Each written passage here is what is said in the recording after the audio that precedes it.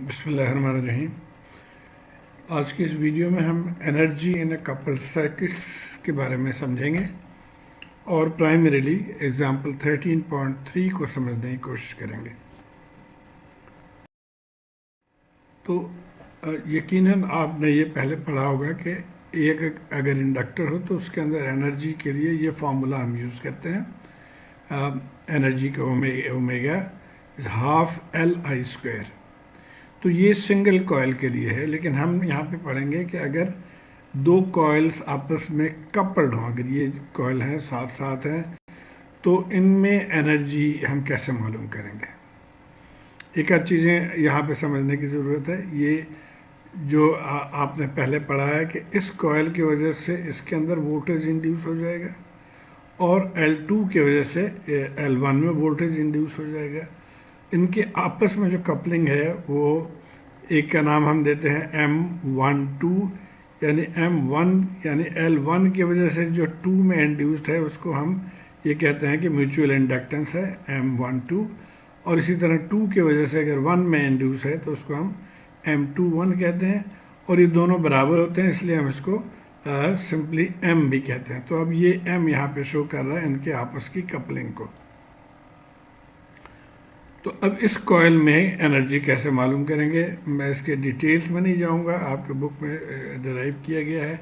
हम इस फार्मूले को लेके चलेंगे, यानी क्या हो गया कि टोटल एनर्जी या instantaneous energy half L1 I square, यानी इस कॉयल की एनर्जी प्लस इस सेकेंड कॉयल की एनर्जी, और प्लस या माइनस जो म्यूचुअल इंड्यूस्ड है, म्यूचुअल इंडक्टेंस है, उसके वजह से एनर्जी। अब यहीं पे ये पॉइंट मैं क्लियर कर दूं कि प्लस कब होगा और माइनस कब होगा। जब करंट डायरेक्शन, यानी इस करंट को देखें, करंट एंटरिंग द डॉट है और ये भी एंटरिंग द डॉट है, तो जब दोनों ही करंट्स एंटरिंग द डॉट हो या एंटरिंग नॉन डॉट हो तब भी हम प्लस के साइन को यूज़ करेंगे। लेकिन अगर मिस मैच हो, यानी अगर करंट एक में एंटर है, एक के डॉट में एंटरिंग है और दूसरे के डॉट से लीविंग है, फ़र्ज़ करें ये डॉट यहाँ पे है, तो क्या होगा कि ये current will leave the dot. तो जब मिस मैच हो तो वहाँ पे हम माइनस साइन यूज़ करेंगे। तो हम आगे एग्जांपल सॉल्व करेंगे, इसको हम यूटिलाइज करेंगे।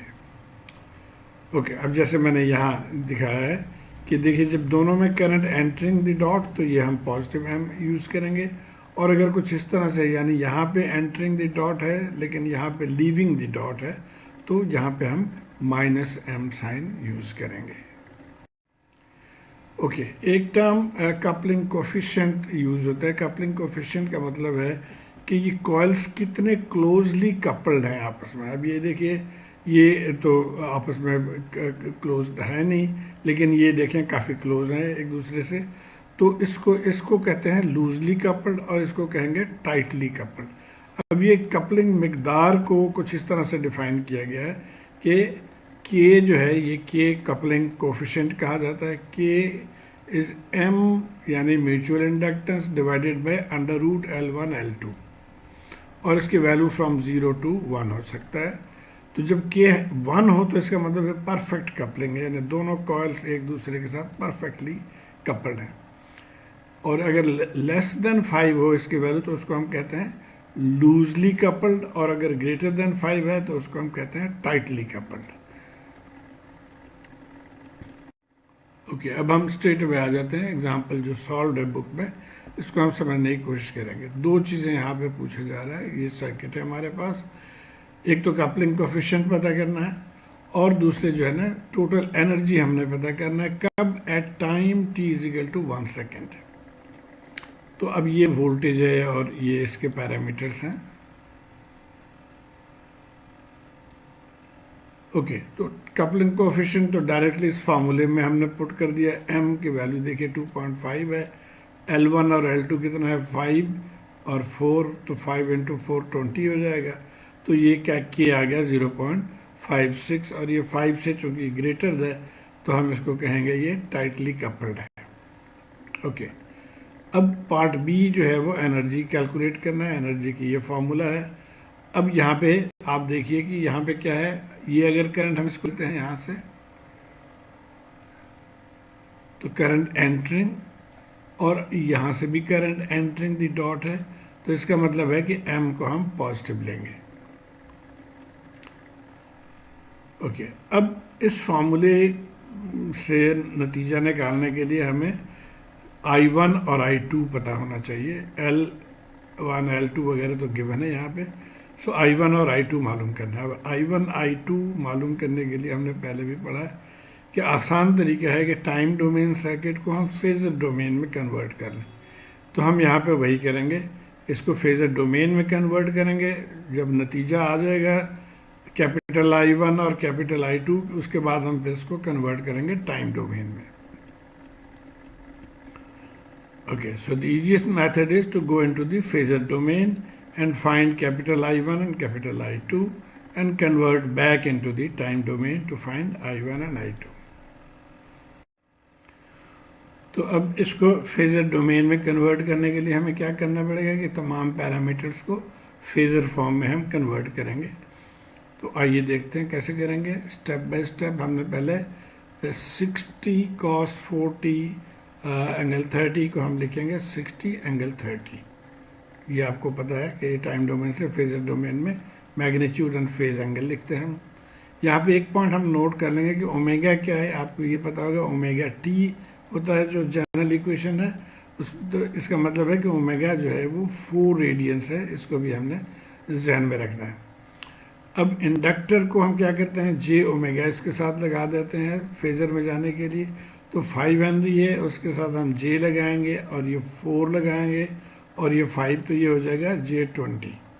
इसी तरह 2.5 को भी 4 से मल्टीप्लाई कर देंगे तो J100 हो गया। और इसी तरह 4 हेनरी को भी 4 से मल्टीप्लाई कर देंगे तो 16 हो गया। तो जो तीनों हैं ये L1, L2 और M, इनको हमने कन्वर्ट कर लिया इन द फेजर।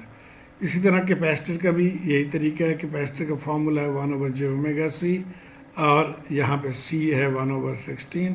तो ये जब आप इसको सॉल्व करेंगे तो आपको ये आंसर आ जाएगा -J4ω। आई होप आपको इस चीज़ की है पता, वरना आप मेरे पुराने वीडियोस जो हैं इसमें फेजर के जो इंट्रोडक्टरी वीडियो है उसको आप ज़रूर देख लीजिए चैप्टर नंबर 9 से। ओके, अब इनको हम ये फेजर सर्किट में इसको पुट कर देते हैं। अब इस सर्किट को हम फेजर फॉर्म में को इस तरह से हमने लिख लिया कि इस वोल्टेज को हमने ये लिख लिया। रेजिस्टेंस पे कोई फ़र्क नहीं पड़ेगा। ये 5H जो है वो हो गया J20, इसी तरह ये J16 हो गया और ये J10 हो गया। ये करंट्स दोनों I1 और I2, इसको हमने capital I1 I2 phasor current के लिए हमने इसको लिख लिया। अपने तरफ से हमने ये डायरेक्शन ले लिया, आप कोई भी डायरेक्शन ले सकते हैं। अब हमने इस सर्किट को सॉल्व करना है to find I1 and I2।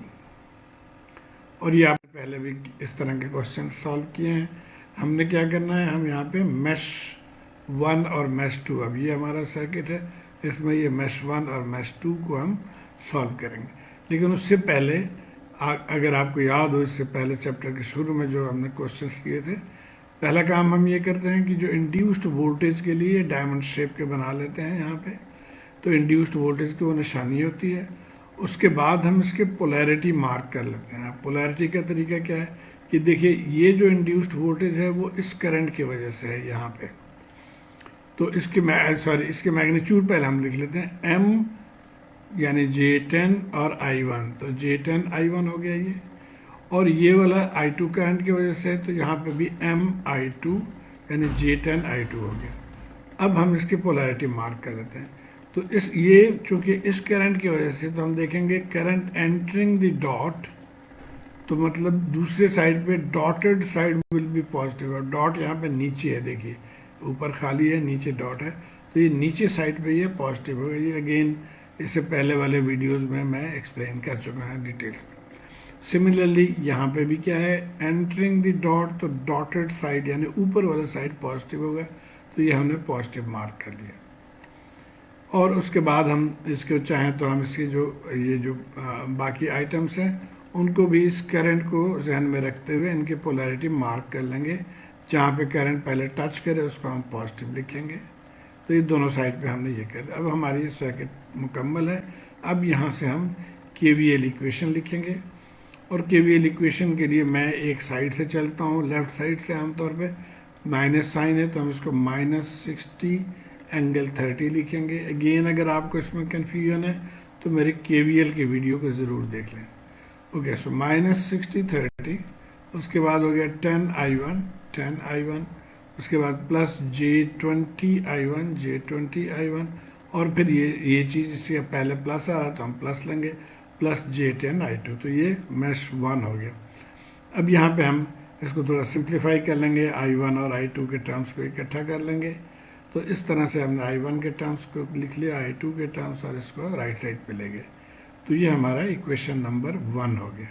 अब इसी तरह हम मैश 2 में यहाँ से चलेंगे, तो मैश 2 के इक्वेशन इस तरह से हो जाएगा। देखिए यहाँ पॉजिटिव साइन है तो पॉजिटिव J10 I1, फिर पॉजिटिव J16 I2, प्लस ये -J4 इंटू I2।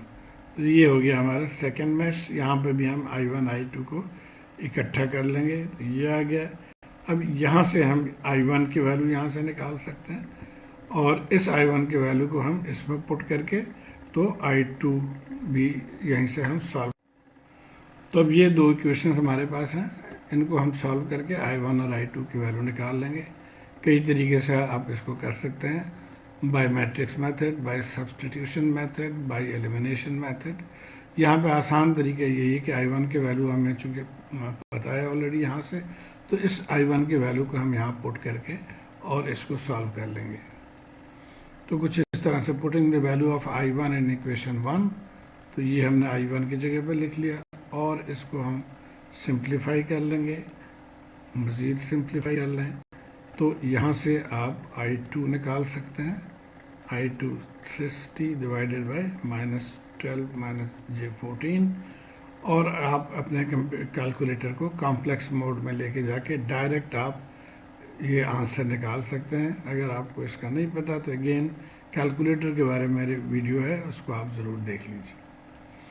ओके, सो I2 आ गया। अब यहाँ से हम ये वैल्यू पुट करके I1 निकाल लेंगे, तो I1 भी ये आ गया। अब ये दोनों फेज़र में है, हमें क्या चाहिए, हमें टाइम डोमेन में चाहिए, तो इसको हम टाइम डोमेन में कन्वर्ट कर लेंगे। और यकीनन आपने time domain to phasor domain और फेज़र टू टाइम डोमेन में कन्वर्जन आपको पता है। ये मैग्नीट्यूड आ गया इसका, I1 के जैसा ये मैग्नीट्यूड है, cos ओमेगा t, ओमेगा हमारा 4 था, और माइनस एंगल, जो ये एंगल है उसको प्लस, ये एंगल तो प्लस, यहाँ पे जो माइनस है तो माइनस कर देंगे। इसी तरह दूसरे में ये मैग्नीट्यूड आ गया, और cos 40t के साथ ये एंगल प्लस हो जाएगा। तो ये हो गया I1 और I2 की वैल्यू। अब सवाल में कह रहा है कि energy at a particular time. अब ये करंट्स हमने मालूम कर लिए थे, लेकिन हमें एनर्जी कैलकुलेट करने के लिए इसको एक पर्टिकुलर टाइम, जैसे क्वेश्चन में दिया हुआ कि t = 1 सेकेंड पे आपने एनर्जी पता करना है, तो हम देखेंगे कि t = 1 सेकेंड में पहले करंट की वैल्यू क्या है। आइए देखते हैं, calculate the energy, t = 1 second. So जो हमारे क्वेश्चन में जो ओमेगा t है, जैसे 4t है, उसको हमने 1 सेकेंड पे जब हम करेंगे तो ये 44 रेडियन हो जाएगा। अब ये दूसरा एंगल चूँकि डिग्री में है, तो हम इस रेडियन को भी हमें कन्वर्ट करना होगा एंगल डिग्री में। तो उसके लिए तरीका ये होता है कि 180 डिग्री से आप मल्टीप्लाई करते हैं और पाई से डिवाइड करते हैं। तो ये जब हम कर लेंगे तो हमारे पास आंसर आ जाएगा 229.2 डिग्री। अब यहाँ पे हम 40 की जगह पे ये वैल्यू पुट कर देंगे। तो अब 40 की जगह पे हमने 229.2 दोनों क्वेश्चंस में पुट कर दिया, और इसको जब आप कैलकुलेटर से सॉल्व करेंगे तो इसका मैग्नीट्यूड आ गया -3.389, और ये 2.824 एम्पेयर। अब इसको हम एनर्जी फार्मूला जो है उसमें हम इसको यूज़ करके एनर्जी निकालेंगे। अब जैसे मैंने पहले भी बताया था कि अब ये हमारा एनर्जी फार्मूला है, और यहाँ पे आप देखिए, यहाँ पे प्लस साइन मैंने लिया है, या बुक वाले ने लिया। प्लस साइन लेने की वजह ये है, जैसे मैंने पहले बताया था कि करंट एंटरिंग द डॉट यहाँ पे भी, और दूसरे में भी करंट एंटरिंग द डॉट, तो सेम है, इसलिए हम प्लस साइन लेंगे। अब बाकी चीज़ों के वैल्यू हम यहाँ पे पुट कर देंगे। तो अब ये देखिए हाफ है, L1 हमारा जो क्वेश्चन में था 5 हेनरी, तो 5 लिख दिया। करंट ये आ गया I1 इसके स्क्वायर। इसी तरह बाकी वैल्यूज़ आप पुट कर देंगे 2.5, इसी तरह I1 I2 ये, तो हमारा ये आंसर आ गया 20.73 जूल्स। तो इस तरह से आप इस तरह के क्वेश्चंस को सॉल्व करते हैं। उम्मीद है आपको ये बात समझ में आ गई होगी। शुक्रिया।